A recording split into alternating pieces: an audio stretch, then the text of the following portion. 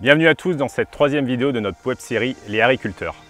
Aujourd'hui, on part à la rencontre de Théo et Eric, deux agriculteurs de la Drôme qui sont à moins de 70 km de notre outil de production. Ils cultivent les pois chiches qu'on retrouve dans nos galettes et boulettes. On a semé les graines il y a 3 mois maintenant. On va voir ce qui se passe dans le champ. Bon Benoît, une petite sieste et on y va? Allez, go! Tchuss.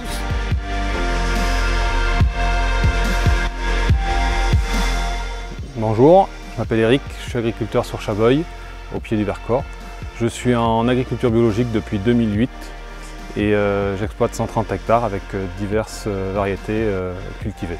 Salut, c'est moi Théo, Arguela dans la Drôme, j'ai 20 ans et j'ai repris l'exploitation familiale de mon grand-père que j'ai converti en agriculture biologique. Je cultive des légumineuses dans le cadre de l'agriculture biologique. Comme c'est une plante capable de capter l'azote atmosphérique, on a une restitution qui se fait après pour les cultures suivantes. Et on a moins besoin d'utiliser d'engrais organiques pour les cultures suivantes. Ma succession de cultures, habituellement je faisais de la févrole, de la luzerne ou du pois qui sont des cultures qu'on implante à l'automne.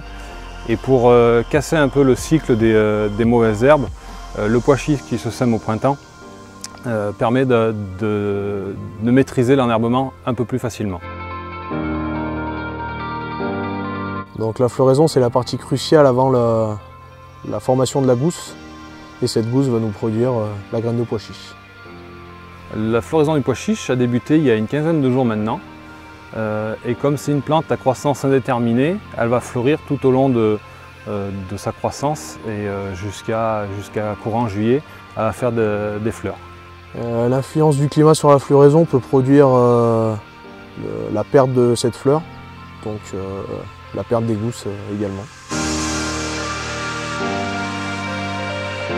Donc travailler avec Eric&Co pour la partie circuit court qui nous entraîne à une meilleure valorisation de nos produits.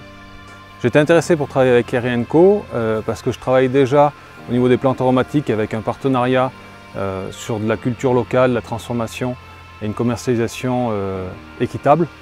Et je trouvais qu'Eric&Co, ça se rapprochait au niveau de l'alimentaire plutôt que de la plante aromatique et je trouvais ça très intéressant.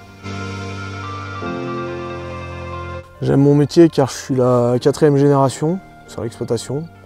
J'ai repris derrière mon grand-père et j'aime travailler dehors et valoriser mes produits. Moi, ce que j'aime bien dans ce métier, c'est de partir d'une bouture ou d'une graine et de voir la plante grandir et aller jusqu'à la récolte et la commercialisation par la suite.